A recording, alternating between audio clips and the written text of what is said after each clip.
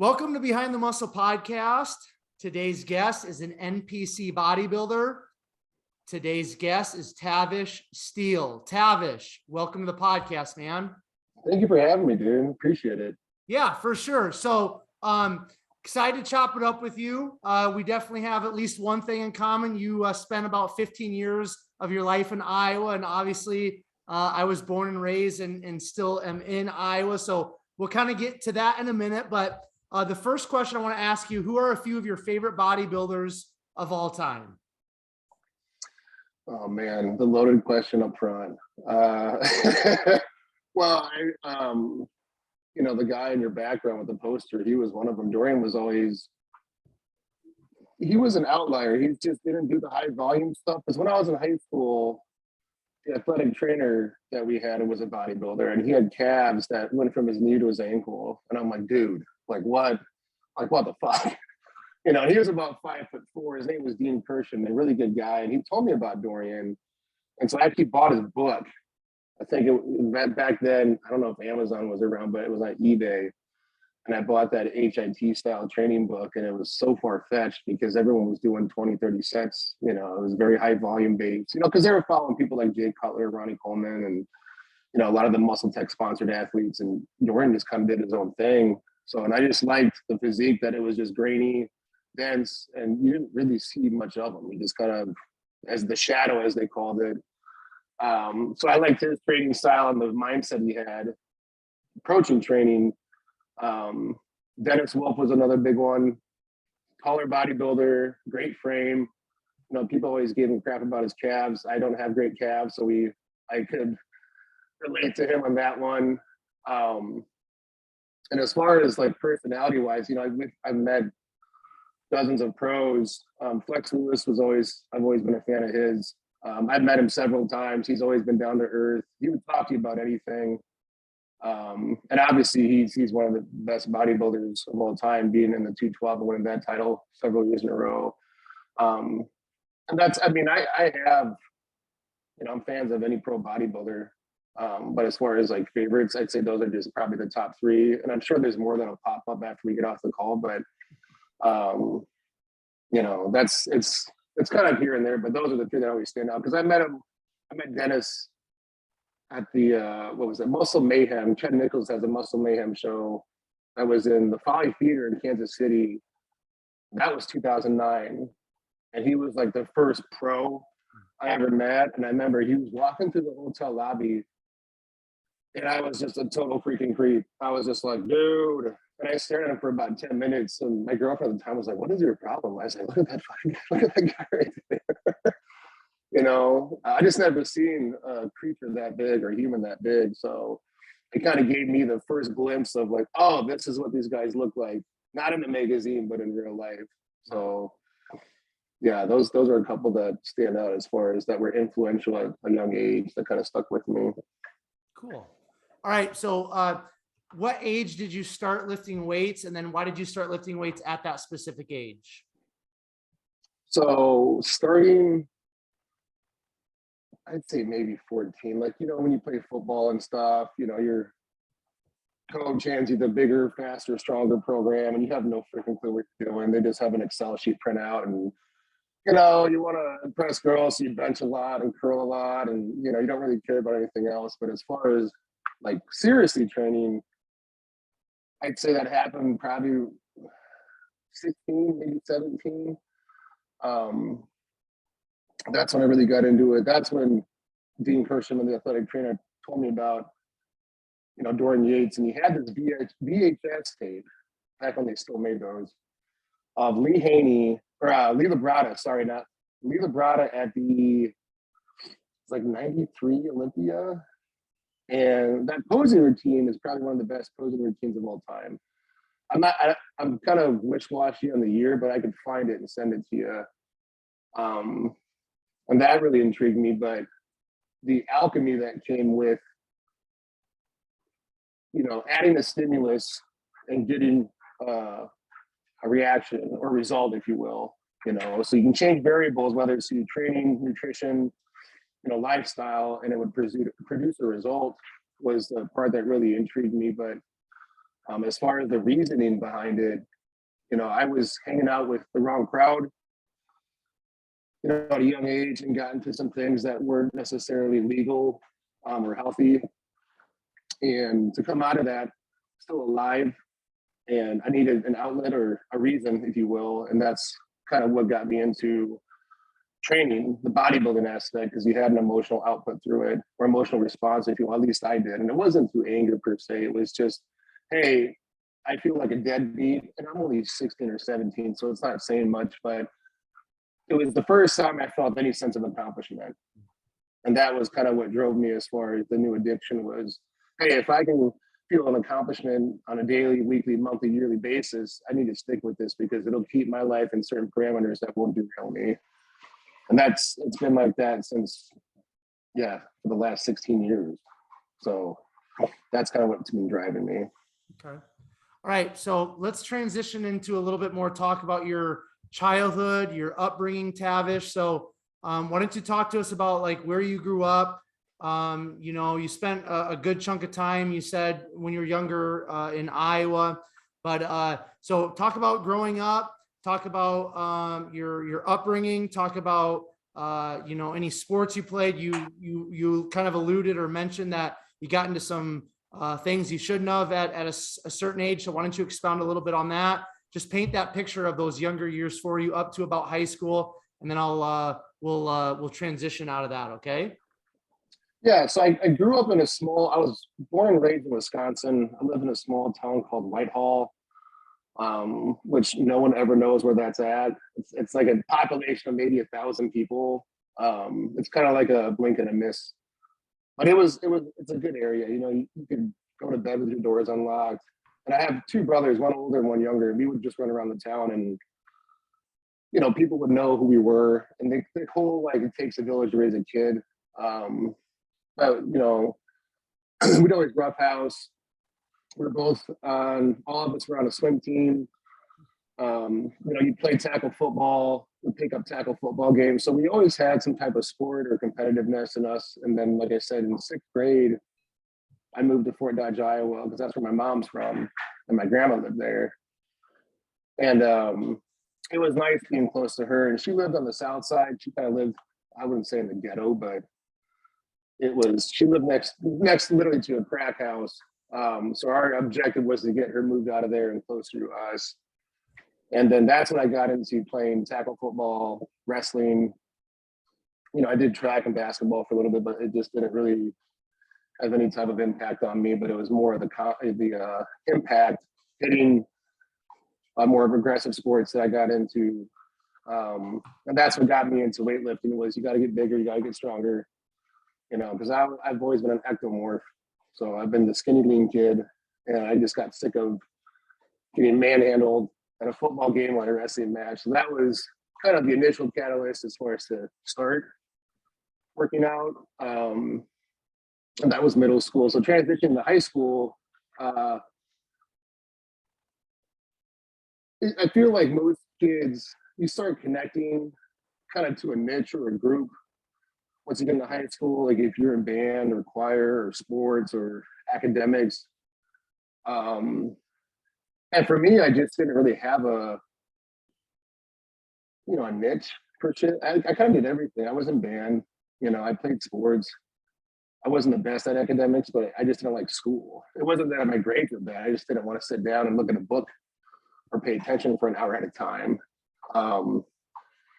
And I just looked at things differently compared to people. So in regards to like lifestyle, both of my brothers are very, very academically driven. They're both doctors right now. I love them to death, smart guys. I just didn't want to do the whole schooling thing. So the crowd I hung out with, I started drinking when I was 12 years old. Just got into a bad routine, and then narcotics and opioids came into play when I was about 13 or 14, and I did that for up until I was 17. So it's and I'll be transparent right now. It's like the first time I'm talking about it, so if I sound shaky, just bear with me. My wife and Matt are really the only people that know about it. But it's one of those, if it could help someone else that's in a similar situation get out of it, then, I think that would be a good message to send out there. So when people ask me about high school, I don't remember my freshman through junior year. And I remember talking to a psychiatrist about this some years later in Cedar Rapids. When I was running the store there, it was, from encouragement of my dad to go see somebody. And he goes, using certain substances in high amounts for long periods of time, obviously downregulates certain maturity and cognitive maturation. He goes, you pretty much stalled that for 3 years. And so that's why I don't really have much of a memory from high school. There's little things that stick out here and there, but if you ask me about anything from freshman through junior year, there's really nothing that stands out. It's just kind of this gray area that I may remember something, but it could be completely wrong. It's almost like I just kind of produce a memory just to say, oh yeah, I remember that. And it's like, no, that's not what happened. That's just you trying to remember something that you just romanticize because you don't want to tell someone, hey, I was under the influence from a young age for several years, so I don't have a memory recollection of high school. And that's to divulge into when I really started training was I had social anxiety. I couldn't function without, whether it was Oxycontin or Codone or Xanax or anything, whatever I could get in my system. So I avoided parties. Even at practice, I wouldn't talk to people because I would just start sweating and shaking just uncontrollably. But when I was in the gym, it's just me.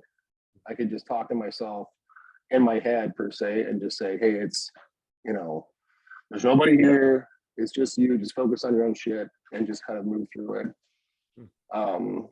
But that's what's been, when I was saying earlier about sticking in parameters that kept me from derailing, that's the big thing. Because I hate using the term, but it was a drug addict. And I don't use the word hate too often. Most people who say that word, what they really mean is they don't understand. You don't technically hate something. Oh, I hate morning traffic. No, you don't understand it. It's just bad timing, dude. But when you tell somebody that, the perception changes.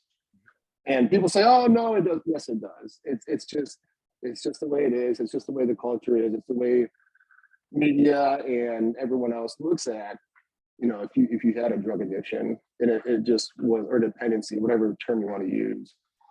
And it's nothing I'm proud of per se. I don't like talking about it.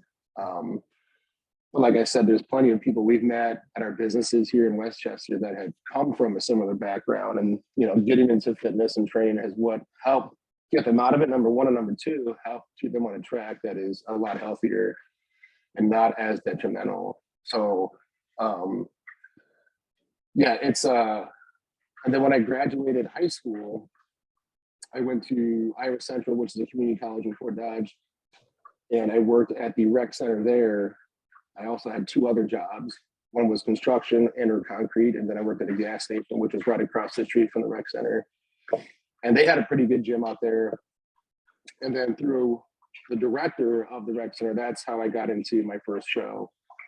It was 16 weeks of no carbs, the whole keto. The guy who was prepping me worked with Dave Colombo, so he just copy and pasted everything that he did.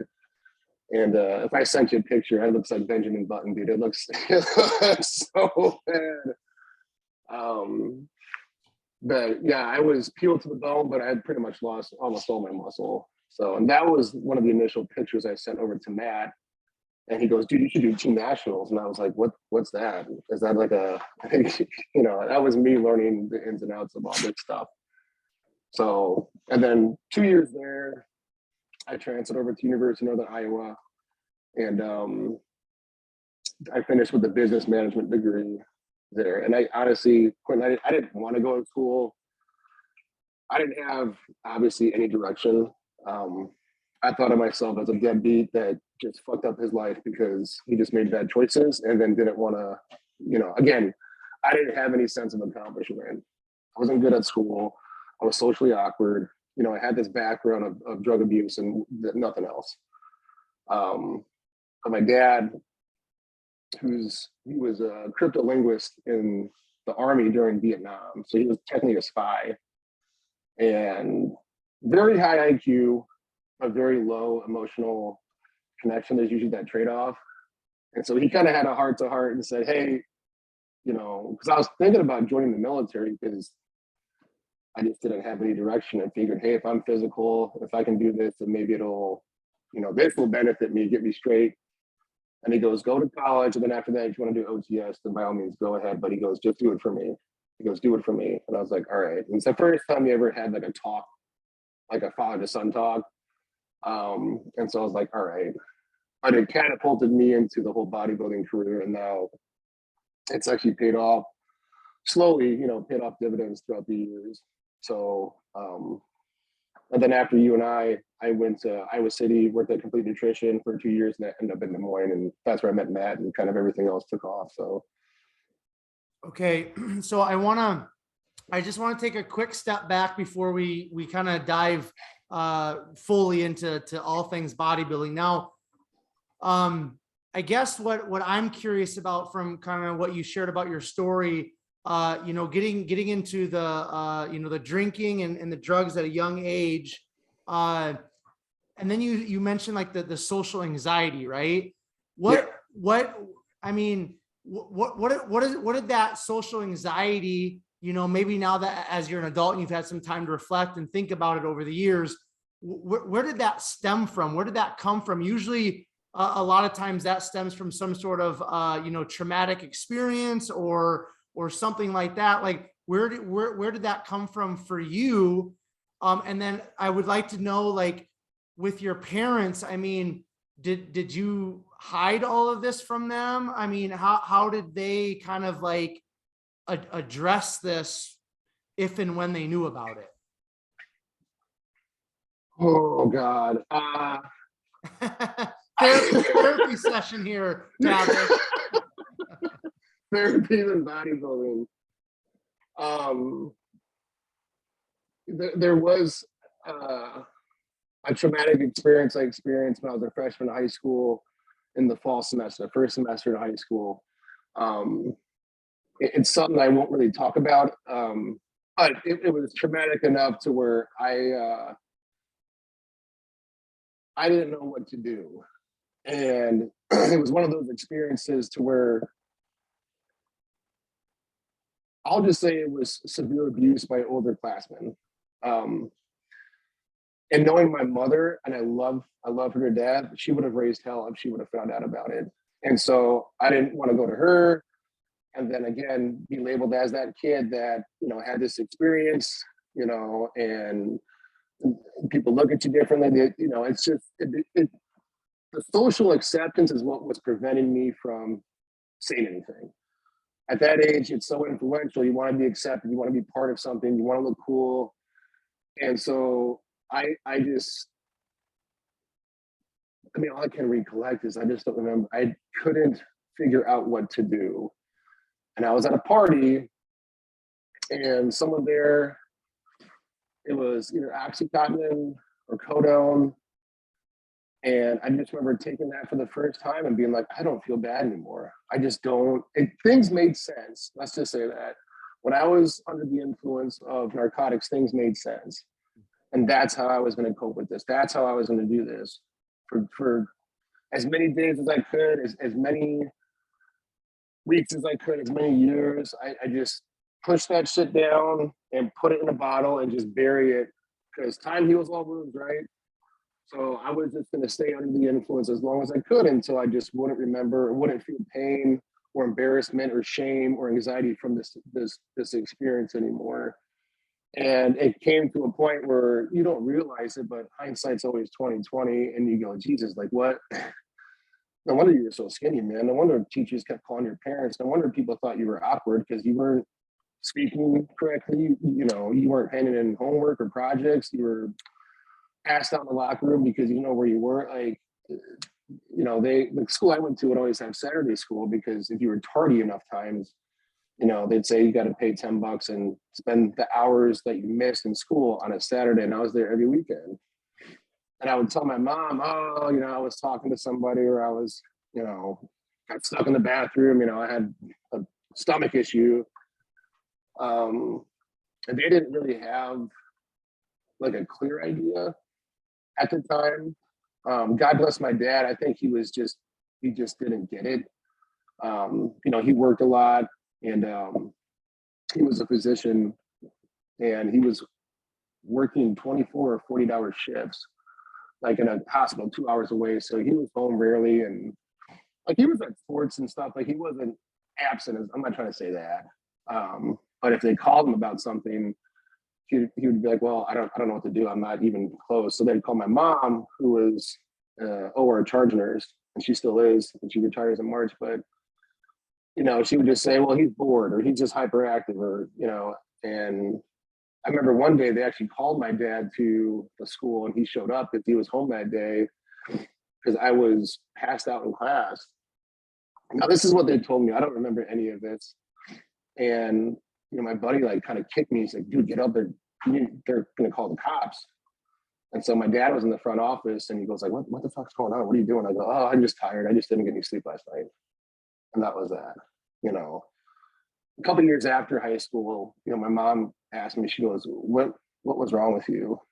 And I didn't tell her everything, but, you know, I was just like, I just was a stupid kid. I just didn't know what I was doing. And I said, I have some remorse that I could have been a smarter kid. I could have been a better person, you know. And that's just me comparing myself to my brothers. You know, they're both academically inclined, have great careers. I said, maybe I could have been like that, not been such an embarrassment. And that's not necessarily the situation, but that's what I felt for a long time. But it just, yeah, they had an idea. You know, other parents talk to other parents. You know, teachers kind of pick up on things, but it was never really given any light. It was just, oh, he's that kid, you know. But as long as you went to church on Sunday and, you know, didn't smell bad or look disheveled, then you were good to go. And that's what I figured out was these patterns that I could actually get away with this stuff. If I looked clean and contempt, people wouldn't bother me or start calling my parents or police. So I would just ride that out as long as I could. And there was a moment where I just, you know, me and my mom were too similar. And we always fought. I mean, like fought.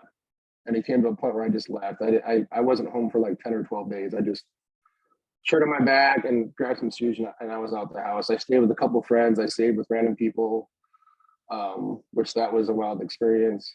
And I remember a buddy of mine, I was sitting at his house, and his dad came in, and he goes, we need to have a talk. And he sat down and talked to me for like an hour. And he's like, you have to go home. He goes, you can't keep doing this. He's like, dude, you're 15, 16 years old. Like, and I think I was 16. He goes, you can't be running around. Like, what the fuck are you doing? You know, he goes, I know you have an issue. I know you have things to deal with, but he goes, you can't do it here. And he wasn't trying to kick me out. He goes, you have to talk to your family. And I remember I went home, and it was locked because it was like maybe 2, 3 o'clock in the afternoon. So my dad was still at work. My mom didn't get off work till probably 3:30, 4 o'clock. And I went to my grandma's house, you know, which was about 3 or 4 blocks away. And so this was after we moved her out of the ghetto or the South Side, whatever you want to call it. And I remember I walked in, and she just kind of was like, looked at me, and I was like, it's okay if I go upstairs and just lay down? She's like, sure. And so I called my mom in the OR, and she was really quiet, which was weird. Scared the crap out of me. She goes, where are you? I go, I'm at grandma's house. She goes, all right, don't leave. Like, I'll be there in about 30 minutes. And the turning point of everything was she gets there, and she's like, get downstairs. And again, she's very calm. Usually it was just a shouting match. And the first thing I saw was my grandma crying. And dude, that fucking tore me up. She's probably one of the most influential women in my life. She just, you know, she was the glue to the family. And if you upset her, like, you know, you screwed up big time. And so I remember that. I still remember that moment. But it was after that, I was like, all right, I need to make a change. And so it was from junior to senior year.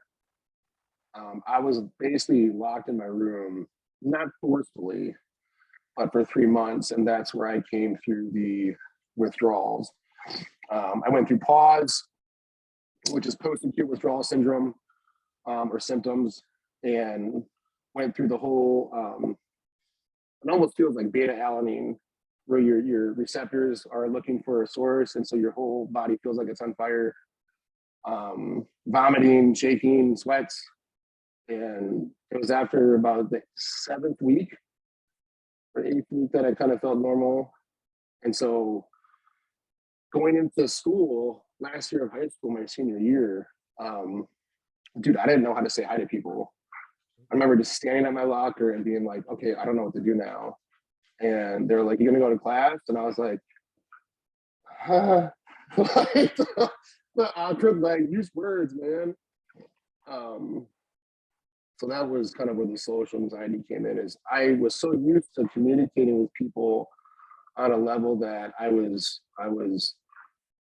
you know, a couple of Xanax bars deep, or, you know, I was taking 40, 50 milligrams of oxy or whatever it was.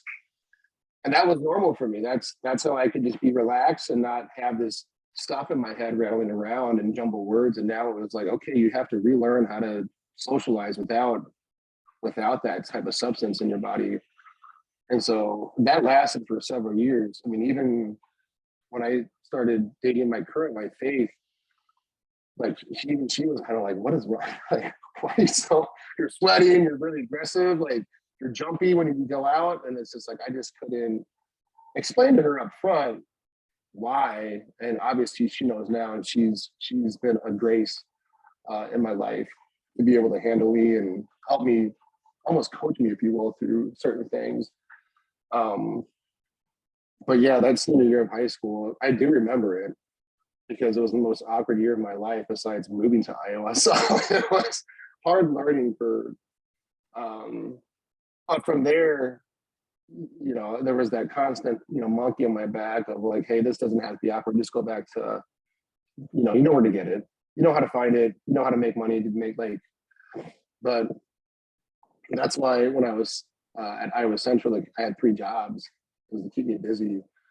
You know, idle hands for me is the worst thing possible. So I would try to stay as busy as often as possible, even if it meant that wasn't healthy for me, but it kept me out of trouble. It kept me away from that past life, that issue that, you know, would have destroyed me per se. So yeah, that's kind of in a nutshell of what happened and how that came about, how I dealt with it, how it ended. And there's a lot of other variants involved, but, you know, if you want the cliff notes, that's basically what it is. So if I ran through that too quick, or, you know, again, I haven't talked about it that much, but, you know, I know a couple other people that have had similar backgrounds, like bodybuilders and stuff. And it's one of those that if it helps someone else that's going through it, get out of it and say, hey, there is an end to it. Like there is a light, you know, and just the mental health aspects. A lot of guys don't talk about mental health at all. It's kind of taboo. And that was another reason back then. It's like, if you had a problem, dude, just shut up. Like, just keep it to yourself and act normal, whatever that means.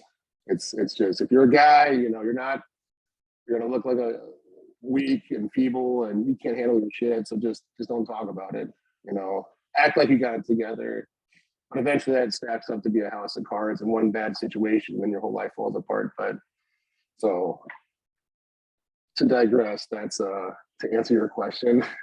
That's what it was. I greatly appreciate you, Tavish. You know, keeping it real with us. I know, you know, Nate Spear, Yep. you know, his first time on the podcast, he came on and really opened up, and he talked about, you know, just, I mean, he was a straight up drug addict for years and years and years. And then, you know, while I think he was in some sort of rehab, you know, they went to like a YMCA and lifted weights, and here he is these years later, an IFBB pro.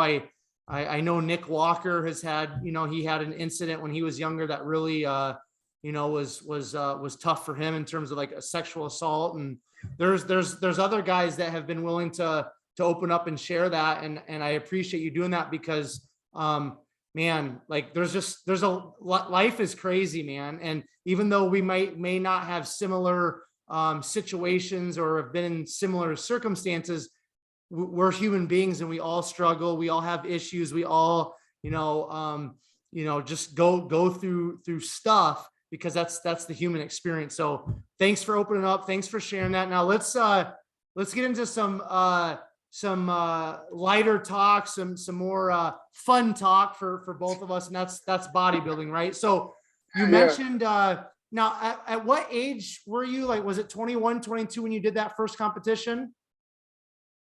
So the first show I was 18 or 19. It was right before I turned 19, I believe.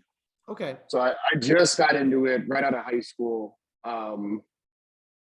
because I grew a lot my senior year. I think I graduated high school around 230 pounds. But I was eating and training. That was my focus. And I remember I got in the mail, I think it was Animal Pack, Universal, sent out those booklets. They had like a pamphlet or something. And I was like, holy crap, I want to be like these guys. Everything was black and white and they were cussing in the articles. They had these training manuals in the back and I would follow those. And I had this weird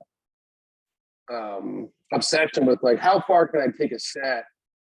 How far, what's the pain threshold? And that's where I liked him so much, because he would just go above and beyond of what normally people did.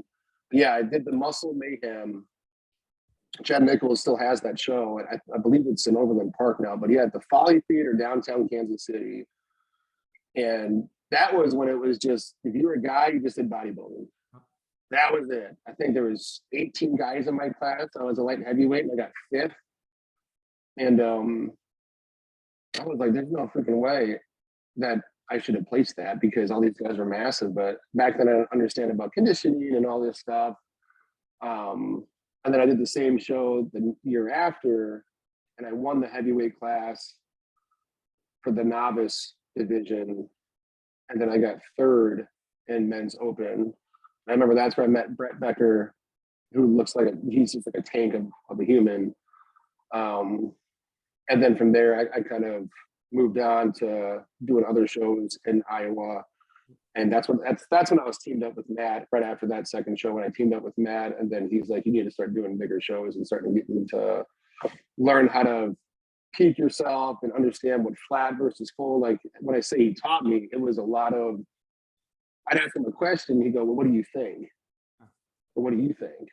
He'd ask it in a way that would make me think critically about, all right, am I paying attention to variables? Am I self-aware enough? And that's where probably the best time I've learned more than any other time was working with him those first couple of years.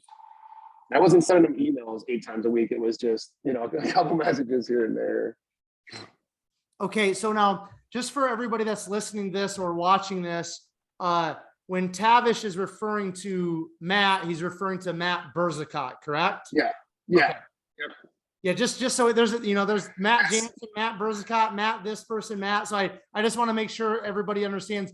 You and I know who you're talking about, but everybody out there may not. So Matt Burzacott. Now, before we go any further, I want to ask you this, Tavish. Do you feel like bodybuilding, because it seems like bodybuilding and lifting weights kind of came into your life at the right time, so to speak, right? You were this teenager, you were struggling, the drugs and all that, then you kind of get out of that your senior year, and then you kind of start moving into lifting weights and bodybuilding finds you, so to speak. Do you feel like at that pivotal stage of your life, when you're kind of in this transition phase, do you feel like bodybuilding really gave you direction? It gave you purpose. It gave you something to really fully immerse yourself in. And if so, expound on that just for a minute. Oh, 100%. Like, I don't like saying this, but if I didn't have that sense of accomplishment, I'd be dead. I'd be dead. And I'm not trying to say that to be like, oh, woe is me, or it's the way I was doing things. It was on a fast track to to 6 feet under. It's just like anything else. Like you take caffeine, you get used to it. When you take narcotics, it's the same thing. Your receptors get assimilated and you have to up the dose, up the dose, up the dose. And then it's almost like a weird mindset where like with training, you go, how far can I push this without going to the point of no return? And there was a day where, I actually did do that, where it was a bottle of Flexerol, and there's no way I should be alive right now. It's, and then again, I'm not trying to make it emotional or try to get off track here, but it's just, like talking to Nate, I talked to him backstage at Nationals. Like, I like him a lot. He's a great guy, and he's someone I can relate to. And I'm glad he came out of it. And it's parallel to what he did. It's, like I said, that sense of accomplishment, even that first workout. I remember it was at the high school gym I had, and it was a tiny gym. It was 800 square feet or something like that, but it was bare bones, and it was just me. There's no one that really used it. And just that feeling you get where you kind of beat yourself into the ground. And, I was 17, I was maybe dumbbell pressing like 35 pounds, 40 pounds, and it felt heavy. But that feeling you get, you still get euphoric relief, a flush of dopamine and serotonin from that. And that was like, okay, I can chase that. That's what'll get me out of this. That's what I want to focus on. And like I prefaced before, the alchemy behind it, where it's like, if you add in a variant or stimulus, you get a result out of it. And so that became kind of the equation for me as far as, hey, I control this. I make the results. I make the difference. I know how to do this. This is all on me. And then I became interested in supplements and finding out what citrulline meant, or tribulus, or how much, vitamin D, like all that stuff. It became I became fanatic about it. And then meeting the right people like Matt Burzacott, and understanding that the true the common denominator that it was for guys was to help others, pay it forward. Like, there's no way Matt should have responded to me. He could have been like, dude, just stop bothering me. Like, what the fuck? Why are you sending me all these emails? But he didn't. He answered questions and he'd explain things, and that got me interested. And now that's what I do too. It's set me up for a career. Now, with Instagram and Twitter and podcasting and social media, like, it's a huge industry. I never expected to do that. Never, thought I'd be a competitor. And I just did it because it got me out of the ditch and got me on a track that was a lot healthier and more geared towards accomplishing things, not just in bodybuilding, but other facets of life, financially, family, et cetera. But yeah, it's like the more disciplined you stayed, with eating and training and recovery, well, that bled out into other facets of life, with my work life, my relationships, my school. And then that, again, reciprocated senses of accomplishment. I'm like, man, if this can be in every facet, then why not? I don't want to lose that sense of accomplishment. If I can do it in bodybuilding and have that float over into other arenas of my life, and yeah, I'll just keep doing that. So yeah, it's one of those that got me out of a real bad place and a deep hole, and I'm grateful for it. And I'll do it until I'm in a wheelchair or whatever. Obviously not competitively, but if it keeps me in line, then so be it. I don't care if I end up being that 7-year-old that's back to dumbbell pressing 30-pound dumbbells, then that is what it is. But I'm very grateful that it found me, like you said. It's probably the best way to put it. I just stepped into that gym and I was like, well, I don't want to go anywhere because I can't talk to people. So let me see what I can do in here. And I just kind of dicked around. I found one of those workout sheets and I did that, and it just made sense. And I'm sure that was with Nate and Nick and whoever else is out there that may have a similar issue or similar background. They might have the same type of thing where it just made sense. That feeling you got. So yeah, I'm very grateful that it found me, and it's helped.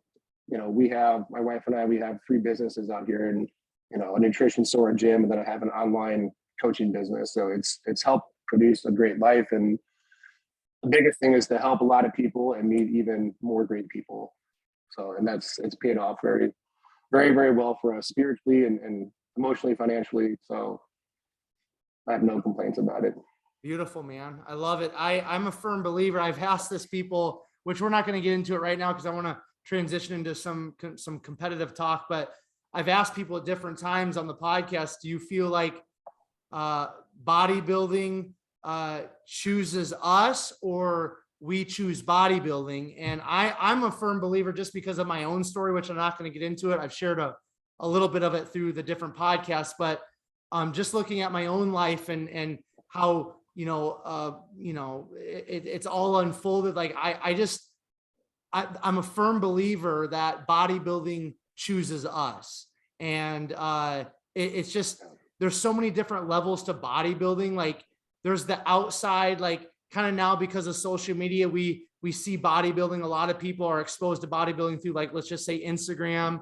And that's kind of the light that they see bodybuilding. But if you're in this game for a long time, like there's different levels, there's different experiences, and there's so much depth to the lifestyle of bodybuilding, right? So I feel like those people that really stick to bodybuilding, that immerse themselves in it, it's something that bodybuilding chooses us. And I don't know, man, it's just kind of cool. But I want to move on. Let's get back into some more competition talk. Now, I want to pick things up, Tavish, kind of where you left off, where you got connected with Matt Burzacott. Now, first of all, some people out there, may not know who Matt is. So why don't you just explain to us just quickly who Matt is? I mean, he's been in the game for years and years and years. And then why don't you just expound a little bit on how Matt has kind of taken you from where you were at when you met him in 2009 to where you're at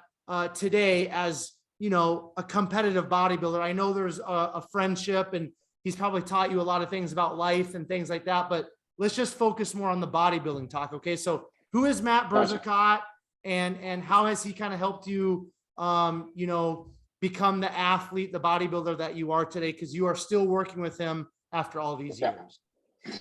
Yeah, Matt's, I'd just say he's my best friend. That guy has, like you said, helped me out in more ways than one. Yeah, we linked up in 2009 because I sent him 8,000 emails over the summer. And he just helped me. Like it was just, hey, eat this or pull this out or don't train that much, lower your volume. And I can't remember, I drove to Des Moines one time to work with him. Or no, the guy that introduced us, we flew down to Fort Lauderdale. It was 2009 Nationals in Florida. And that's where I first met him. And it was a similar experience when I saw Dennis Wolf. I was like, Jesus Christ, like people get this big? And he wasn't even that old. He was maybe 25, something I think at the time. And we just talked about everything. He's a huge Iowa Hawkeyes fan. And he's just, like you said before, he's just a down-to-earth guy. But he's been, in the national scene since 2009. He slowly worked his way up through the ranks. Again, he's lost out on his pro card by a point several times, and I've been there for I think 3 of them. And one of the worst times was 2017. 2014 USA's. Yeah, 2014 USA's. And I remember at between prejudging and night show, they changed the placings for pro cards from top 2 to just class winner. And I remember Matt lost by, I believe it was a point, to Rafael Jaramillo. And he came off stage, he got second, he came off stage and he goes, man, I don't feel like a pro. And I was like, dude, they're just doing it first place. And he kind of looked at me like, dude, don't fuck with me, don't joke. And I said, I'm not joking with you. I just saw it. Dave Palumbo updated it on RX Muscle when they had the forums, and he ran over to Dave Palumbo, who was sitting next to Chris Aceto, and they're like, yeah, it's just first place now. And again, he walked back and goes, well, that sucks. it is what it is. But, I've been with him through all the crap. I know he talked about all that with his personal life, and he's had a very steep uphill journey for the last couple of years. And I give that guy so much credit because he's still nice to people. he's not, he, you know, going through what he went through, you could be a total dick, you could shut everybody out, but he's still just nice. He's just a nice guy. He still helps people. He still cares about others more than himself. And you don't find that often. You really, really don't. And that's why I've been so grateful that he's helped me with everything, you know, as far as just from bodybuilding. Because I remember, I think it was 2011, there was the Battle of Champions show in Davenport, Iowa. I think Jack Titoni was the promoter. And I remember taking pictures and I was like, ah, dude, I'm just a tall, super heavy. I'm just a stringy, super heavy. And he goes, no, you'll be at the national level one day. And I thought he was just saying to blow smoke up my ass, like, don't give up now, just, you know. And then it was 2017, I got second at Junior USA's. And then I think the coolest part was, I've always told him, I said, hey man, wouldn't it be crazy if we got to compete together? Like, wouldn't that be and he goes, yeah, it'll happen. Just give it some time, just keep with it. And then last year at Nationals, we got to compete with each other. And that was the coolest freaking thing. Like, just because I was there with my best friend who got me from 190 pound, didn't know what he was doing, bodybuilder, to a 260 pound super heavy, you know, just by doing the right stuff. So he's known by more people than I could imagine, and in a good way. I've never, since knowing him since 2009, I've never heard anybody say anything bad about him. And I was almost waiting to meet the person that would talk shit about Matt Burzacott, and there's nothing to be said. No, people will talk about his physique, but that's with anybody. But as far as his personality and who he is, you know, I've never heard anybody, oh yeah, I know Matt, great guy. So every single person. So, but I owe him a lot. He's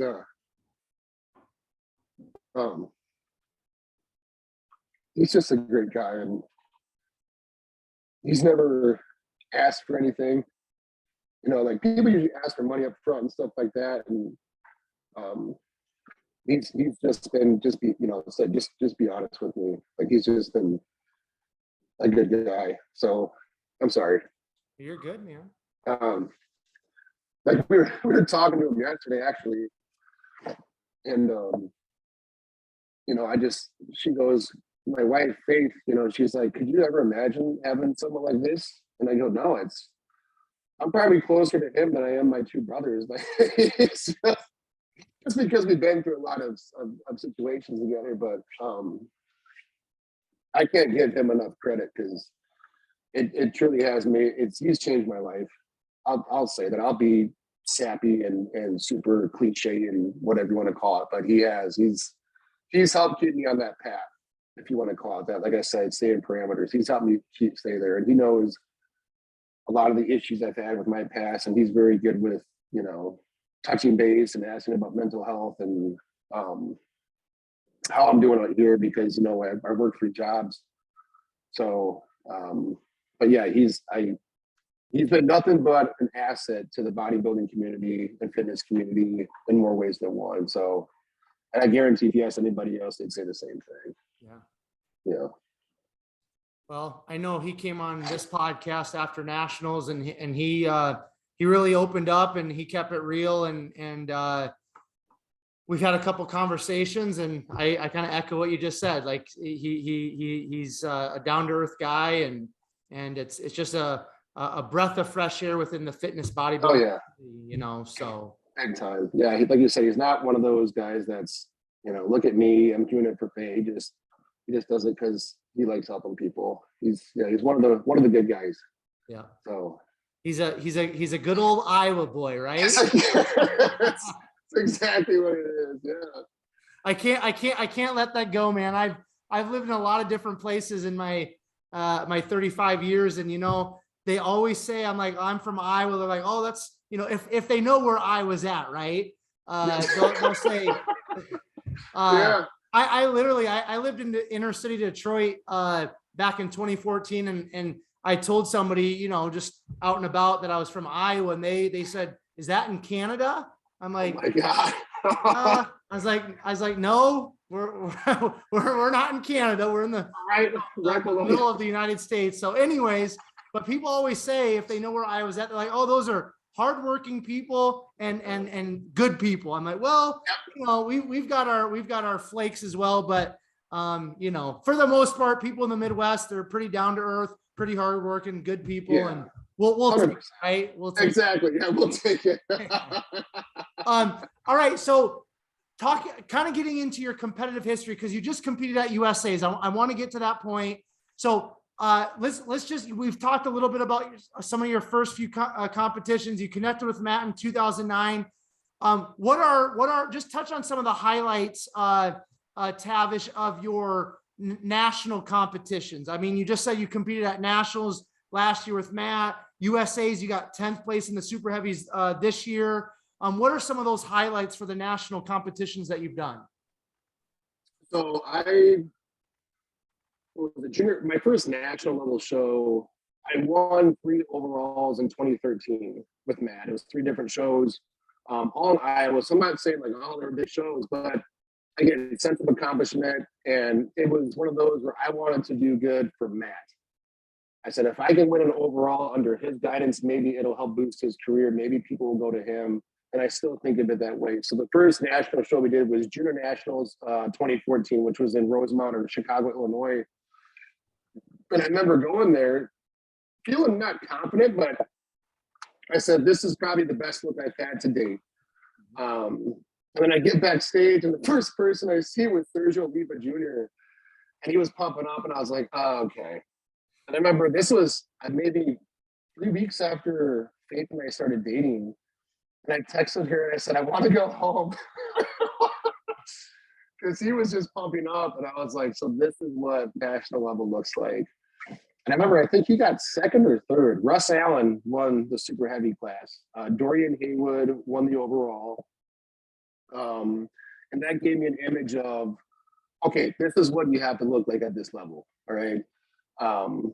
2015, I moved to Pennsylvania to follow my girlfriend and fall in love and get married. And it was a great move. And then I did a couple of shows in 2015 and won my class at all those shows, not the overall. And so Matt goes, let's move on to something bigger. You got to get out of these mom and pop shows. So Junior USA's, sorry, in 2017, I got 2nd to Marcus Saito.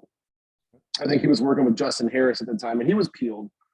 I outweighed him by maybe 35, 40 pounds, and there was a debate over it because they never compared us. We were on opposite ends of the lineup, but they never put us next to each other. So that's why there was this confusion as far as, you know, why they gave him first. And I'm not arguing against it. It is what it is. And then from there, you know, we had the nutrition store, and just a side note, the nutrition store opened up January 8th of 2016, and we were homeless for about 5 months. We lived in the second office. It was an 8x10 room with an air mattress and a heat fan. We ate ramen noodles and protein packets that we got from companies. Like I kind of fell out of the way, but again, my focus or addiction was the business to make money to get this up and going. So fast forward to 2019, I didn't compete since 2015, or so 2017 I did Junior USA's. I didn't do anything after that. 2019, we opened up our gym, Steele House Strength, which was a private one-on-one gym. And so I was like, okay, I have a gym now that I can train at and do whatever I want without having to be bothered by people. So that's when I really got back into it. And then we did the NPC Grand Prix this past 2020. It was August of 2020, which was in Alexandria, Virginia. And I got 2nd there. I can't know. I think the kid's name is John Pfeffer or Giovanni. He's a younger kid, but he's big. And I think he works on a day pool. He's a big kid. And he was just peeled to the bone. He was a cool guy. We hung out backstage. And I knew I wasn't going to win. I just had a look that I was like, and it wasn't Matt, it was me. And he goes, well, let's keep pushing and we'll go do nationals because you're qualified, let's go do nationals. And so that's when I really got my head straight. And he's like, I'll be there. We'll be backstage together. I'll kind of show you how this works at a pro qualifying level. Because that was the first time I was at a pro qualifying show. And I remember the second call out, Steve moved me to the middle, and that's where I got 10th.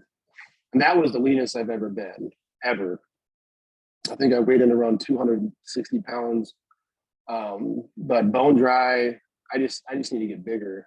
But that's where I met Nate Spear, and we hung out backstage, and I still try to connect with him.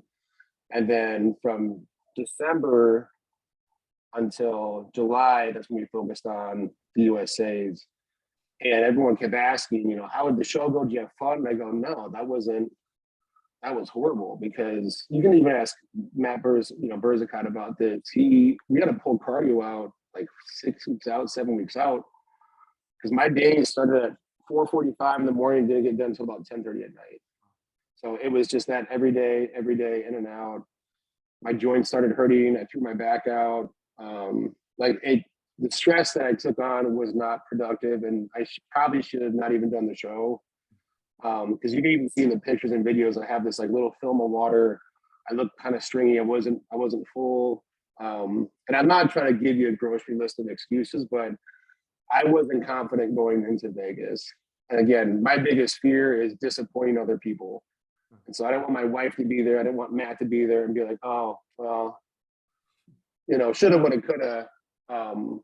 But that's, from junior nationals to junior USAs, and then the other two were nationals and USAs as far as national competitive history. So, and those two nationals and USAs were my first time on a pro qualifying level. So I know how that works, and I don't get the pre-show jitters as much anymore. I mean, you still get them, but not as bad, because they're like, okay, it's a bunch of half-naked dudes standing around waiting to go on stage. Like, you're so tired and dehydrated, you just don't care anymore. But as far as what's next, we have no idea. So we'll play it by ear. So I want to ask you, from my personal opinion, last year's nationals and this year's USAs was very, very, very competitive. I mean, the super heavies, the heavies, some amazing athletes, right? So from your perspective, you were on stage. We'll just focus on the super heavies because that's what you were competing with. But from nationals and USAs this year, from your eyes, from being next to these guys and posing with them and competing with them, who are some of the guys that just maybe backstage, maybe after, the competition, looking at pictures, who are some of the guys that really impressed you in the super heavy classes from nationals last year and USAs this year? Well, not to be too weird, but Matt Burzacott at 2020 national or 2021 nationals. I will say he did look good. I think he could have placed better, but looking at Nate Spear, I mean, he was just grainy and thick. Carlos Thomas, who's actually from my area, I mean, he looks like he was made in a lab. I've never seen some guy that thick, and he's just I don't know what he did between weigh-ins and prejudging, but it's like he morphed. As in, he got harder, drier, leaner, and he just carried so much freaking muscle. Like it's unreal. And then at USA's, Stu won the overall. He was right behind me. He was 91. I think I was number 90. I think he's 23 or 24 now. But he's just a meatball too, like just dense. It's hard to, fathom that. We see stage pictures versus in person, him just standing there. You're just like, how? Like, I've been doing this for almost as many years as you've been alive, and I'm not even close. Brandon Barrow looked really, really good at USA's. It was a close call between him and Steele. Cole Eastwold, who I would call him a friend. He's a really cool guy. He's, under Matt Jansen, and he's got a really good physique, and he's grainy, and he's just grainy. And Justin Wyatt. Yeah. He's always peeled. I don't know if he gets played certain areas because he's not big enough, but he's always got great conditioning. And I'm trying to remember some of the other guys in that first lineup. Trey Abbott, who I made friends with, he was in that first call out at USA's. And I think he just has some growing to do, but I think he has an astonishing physique. Oh, yeah. He's got structure, man. Yeah, and he's full. Like I ran into him at the Dragon's Lair, and we just kind of hit it off. He's a really cool guy. As his wife now, he got married. So congrats, Trey. He got married. But there's a lot of big names that are going to be coming out of the super heavy class over this next, from North Americans and leading to nationals this year. So I know you just kind of said you don't know kind of what's next for you competitively, but what would you kind of, when you kind of decide that, hey, I'm done competing, I'm going to just continue to do the coaching or whatever life has for you in the future, what would you like to accomplish, Tavish, as a competitive bodybuilder before your competing days are done? I would just say first call out. If I can get a first call out at a national, obviously turn pro, but that's never been, and it sounds so weird because everyone's like, that's always the goal, but that's never been the goal for me. I didn't start out to become a pro bodybuilder. I didn't do it for that. Is it a goal I strive to accomplish? Yeah. But there's also, again, referring back to Burzacott, he goes, you can start with just doing the show. Getting to that level is an accomplishment. Okay, getting top 10 is an accomplishment. Okay, then maybe getting top 5 or top 6, that first call out. And knowing my physique and genetic capability versus these other guys, if I can get a first call out on a pro qualifier, then I'll be happy. Obviously, if I turn pro, hey, yeah, I'll probably scream awkwardly, but that first call out, just knowing I started from where I did up until that point, I would be happy with that. I'm not one of those individuals that will put everything on the line to turn professional. I know you've seen that. I've seen that dozens of times. Faith knows this too, and Matt does too, but I'm not going to sacrifice family or relations or finances or fully exhaust them per se to turn professional. But yeah, if I can get a first call out on a pro qualifier, make top 5, whatever you want to call it, that would be a pretty good. I'd feel happy with that. Cool, man. So I love that. We're going to start heading towards the finish line, but before we do, I think it was before we turned on the mic here, you mentioned you guys are going to be moving down to Florida. Do you want to just share a little bit about what that's all about and what the future kind of holds for you guys? Yeah. We just started telling people up here, it's kind of one of those things that's been in the works since nationals in Orlando this past year. And again, I have to give a lot of credit to Matt because he just saw what we were doing, and he knew my schedule. He knows my schedule. I'm up at 4:30 or 4:45. I train clients at our gym for 5 or 6 hours, sometimes 7. I go to the store, spend there all day, and then I have to train, meals, do cardio, and then when I get home, which is around 7:30, 8 o'clock at night, then I'll do client work on the computer, and that'll be at least 2, maybe 2.5 hours, and then my day's done. And I do that all over again. So he said, hey, consider coming down to Florida, and maybe we can find you something down here. And at first I was like, it sounds good, but it's not a for sure thing or a secure thing. And then I was prepping for USA's. I'm like, I got to get out of this freaking state. I can't be here anymore. And God bless Faith, my wife, she noticed it too. And she goes, you're going to be dead before you're 40 if you keep doing this. And that's when it really struck me. I was like, well, okay. Like, she's never been that real with me before. She's always honest, but she could see it in my eyes and my behavior. And then after the USA's, we traveled back to Des Moines.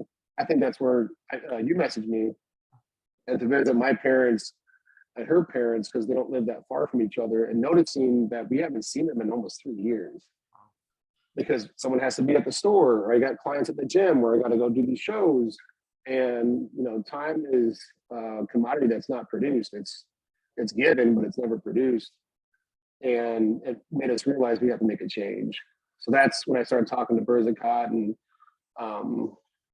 we'll move down there to Stewart or the Port St. Lucie area, and then focus on bodybuilding for a little bit, and then probably find a job doing something similar down there where you actually haven't had a paycheck in 7 years.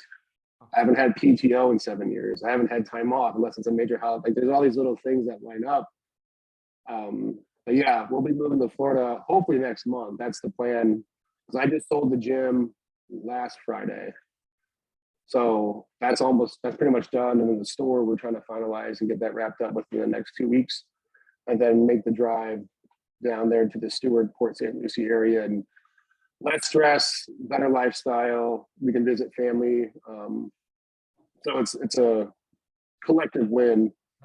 And then we'll be closer to Matt because he's one of the good old Iowa boys, as you said. So hey, there's, you know what? There's that Stewart Revive Raw area. There's a lot of Iowa people down there. I know there's another guy, you probably know him, I can't think of his name, but he's like an online coach. He was training out of 22nd Street Barbell. He moved down there recently. So you'll and of course Brett Wilkin, he's an Iowa boy. I'm sure you know him well, right? So yeah, you know, I remember when you can't get away from Iowa, man. Even in Florida. It's either they follow you or you just go to them. It's yeah. I remember talking to Brett. He was excited because I remember he was at the Golds in West Des Moines. Yep. And I think he was maybe 170 pounds then. And I mean, he was still athletic, but when I saw his progress, I was like, Jesus, man, you accomplished in 4 years what some guys can do barely in 2 decades. So, and he's, again, same good old Iowa boy. He can sit and talk to him about anything. So it'll be nice to be around like-minded people down there. Yeah, no, it'll be great for you, man. I really respect what they got going on down there. I mean, if you don't, you're a straight up hater, because what they're doing with the Raw and Revive and just the community. You hear Matt Jansen and Dom and C-Bum talk about that, and other people that I've had, the 2 coaches that are underneath Matt Jansen that are part of Camp Jansen on the podcast. And that's all these guys, Matt Burzacott, they all talk about the community and the environment and just the culture that they're building. So I'm excited for you, man, because it's going to be a new beginning, and only God knows what what's around the corner. I'd be excited if I were you, so yeah, we're very excited. We're excited for new changes, less stress, better lifestyle, and being closer to family. That's the big one. So no more snow, right, dude? That's got to be one of the best things, huh? Man.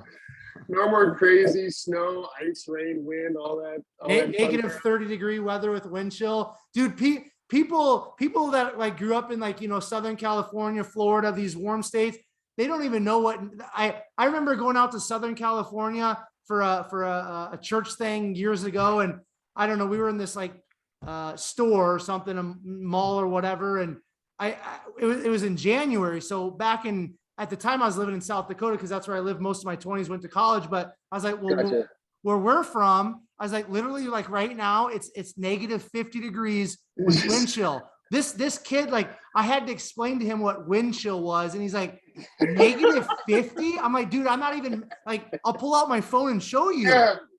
He couldn't even comprehend negative 50. So Florida, no more negative weather. Sunshine, no snow. It's gonna be good, man. Yeah, we're excited. Yeah, it's great. I might have to come down there, dude, and visit the Iowa boys and do some live in-person podcasts. I think that'd be a cool idea, like a roundtable type deal. I think that'd be awesome. If we all went to the same gym, we all kind of came up the same time. I think that'd be a cool idea. Yeah, it'd be fun, man. It'd be fun. All right, so let's wrap it up here. I do want to just quickly touch on training. That's something that we all have in common as bodybuilders. We all enjoy training talk. What's kind of your general philosophy with training? And then what was kind of maybe your split on this last prep, if you don't mind talk about that for a quick minute. It's very similar to what a lot of guys are doing now. I've done dog prep, I've done fortitude, I've done FST7. Just like most bodybuilders, you have to try something and do it for a couple months and see if it actually works. But I'll, based on, because I'm taller, about 6'1", so I don't do a lot of the heavy compound stuff from the get-go. I'll do an isolation movement and then work into compound movements, but it'll be a top set with a back off set. And then after that back off set, maybe a drop set or two. But usually I'll do a 4-day split. Because I remember talking to Kate Zook a couple years ago, and he just said 4 days a week is all you need. That's all you need is 4 days a week. And I was like, no, it's gonna be 5 to 6. And with the stress that I take on with, these businesses, we're used to now that we sold one, was 4 days a week is all I really need. It's like a chest, bicep, legs, back, and then shoulder, tricep. And if I feel like I get increased volume or frequency, add in another back day. Because that was Burzacott's thing. He goes, if you have a good back, you'll be fine. Just make sure your back is your best body part. Obviously, don't neglect others, but it will usually be a top set, 6 to 8 rep set, then a back up set of 10 to 12, or if it's legs, it's 15 to 20, like a Widowmaker. And then if I do isolation work, it'll just be almost like an FST7 style at the end, where it's just you do a couple sets to pump, and then that's it. But I try to keep workouts. I've conditioned myself to do them within an hour, maybe hour 15, because we're in these companies, I never had any time. I'd literally get an hour, and if I can accomplish all this within an hour, that's a good day. Just focus, dial your shit in, and then get in there and get out. But I'm not like Brett. I'm not strong like Brett Wilkin or Nate Spear. Like, I'm not pushing for 405 pounds on incline bench and all this stuff, but I do what I can. And that's another thing that Burzacott showed me, was you don't have to do what other people are doing. And then I also learned that through Dante Trudell, reading a lot of Cycles for Pennies, that 900-page forum document. It's just find mechanical positions you can put yourself in to create attention on that target muscle group, and then just ride it into the ground and just do that over and over and over with progressive overload. And that's what I've been doing for a couple of years. So, but it's going to change. I mean, whenever I meet up with Matt, he'll teach me something with whatever we train, and I'll implement that immediately, and it always produces a solid result. So, but as far as right now, it's usually just 4 days a week. And if I want to take a day off, I'll be intuitive about it, because just coming off a show, a lot of guys like to just get right back in there and just start growing. But I dieted for, I think, 18 months up until that, starting from March of 2021 until, basically August of 2022. So I was like, if I want to take a day off and go on a date with my wife, then screw it. I can miss a chest workout. I'll do it tomorrow. But yeah, right now it's just 4 days a week. Anywhere from 10 to 12 working sets. And that's pretty much. And then calves and abs are done almost every day, because mine suck. So I need to get them better.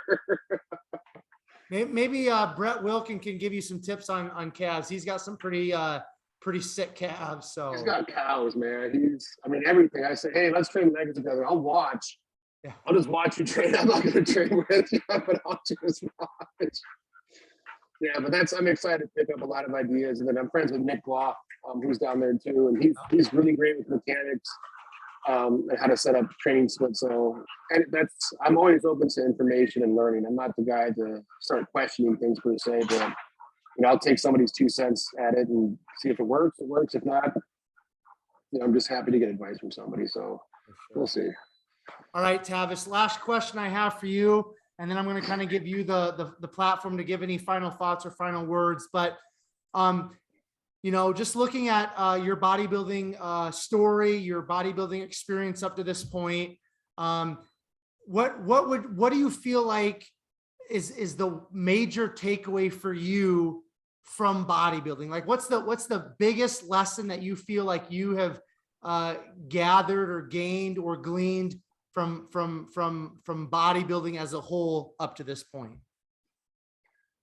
Well, coming from Iowa, and doing physical labor, up until I think I was 23, the common denominator with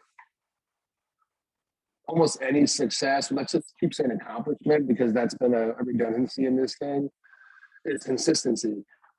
As if you were like my older brother, he was in college for 13 years. He's an intelligent doctor. He's a great psychiatrist, but he was consistent with it. He never took time off. He was always passionate about what he was getting into. And it's the same thing with this. It started out as a passion. Well, it almost started out as a rehab, but it found me, as we talked about, and I just stayed consistent with it. Now, you don't have to stay consistent with it with the same background as me, but if you stay consistent and disciplined, but the common denominator is consistency. You know, motivation is fickle, discipline is the key, but if you are consistent with this, and it's also something that is just done with your own two hands. You know, you can't have somebody lift for you or eat for you or do your cardio for you or sleep 8 hours for you. Like, this is all on you. This is, you know, it's almost like you're a self-proprietor. You know, if you want to be good, you are consistent, and it's 100% accountability. And that's what I love about it. And a lot of people, I think they understand that, or they know that, but they don't embrace it fully, as far as, hey, this is all on me, dude. And if I'm not doing this day to day, some other guy is. And if you don't do it every day, say you take a day off for 2 days a week, you miss a meal or 2 meals a week, well, that adds up. It's a compounding effect. And then you step on stage and you go, well, why did this guy? Well, that guy was consistent with it day to day, you know. So that's my thing. It's accomplishing something with your own two hands, as far as work output, and then consistency, and you can feel a sense of accomplishment. Whether you win a show or not, that doesn't matter. But if you change year to year, you know, you get credit for that. Props to you. So awesome. Yeah, that's great, man. Consistency counts. Consistency is king. We're gonna leave it right there, Tavish. Before I do a quick outro, I just want to kind of give you the platform to share any final thoughts, any final words that you have for us. Let us know what your Instagram is, any shout outs, anything like that. I'm going to turn it over to you. I'll do a quick outro, and we're going to call that a conversation for the day. Okay. So go for it. Yeah, if you guys want to find me on Instagram, it's at Tavish Steele, and that'll probably, it's a weird name, so it'll probably be in the title there. I do have online coaching. I do online prep and lifestyle clients. And then we also, my wife has a clothing line that's at Steele House Nutrition. So, and also, if, you know, this goes for anybody, but if you have something going on, if you have mental health issues, or if you know it's declining, like, just ask. It doesn't have to be a professional. It doesn't have to be a psychiatrist, or just ask for help. And don't find any shame in that or embarrassment. Like, the last thing you want to do is get a phone call from somebody saying that someone's no longer there because they couldn't handle, you know. So, and if you find an outlet, stick with it. Like the consistency part, you know, I don't care if it's writing, drawing, painting, singing, music, or bodybuilding, it's stick with it. So, no, thank you for having me on, man. This is like a first step for me too. So I thank you for that. I've never really talked about this stuff. So, if it helps someone else kind of get on a better path, then I think it's worth it. So you're welcome, man.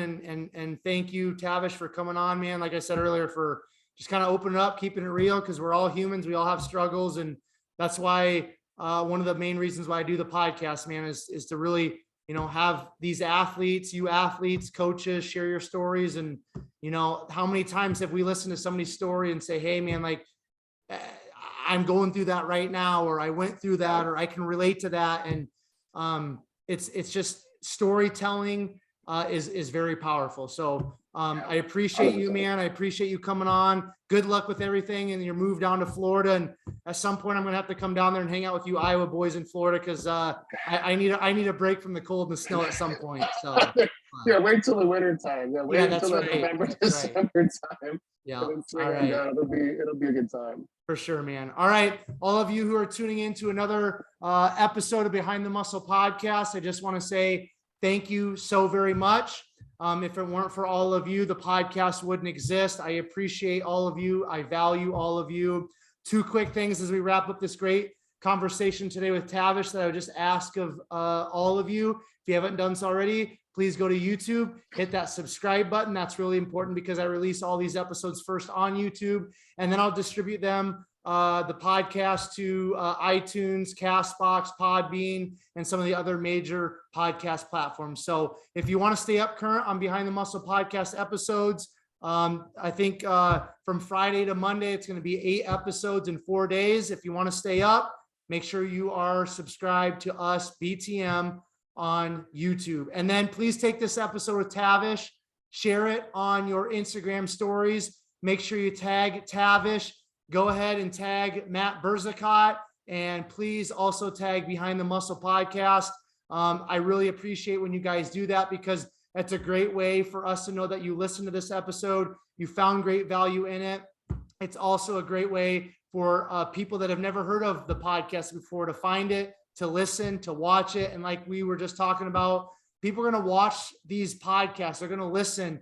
They're going to watch and listen to these athletes and these coaches sharing their stories, and people are going to be positively impacted. And that's really, at the end of the day, my heart's desire is that athletes and coaches open up on the podcast. They share their bodybuilding stories, and people are going to be positively impacted. So please share this on your Instagram stories.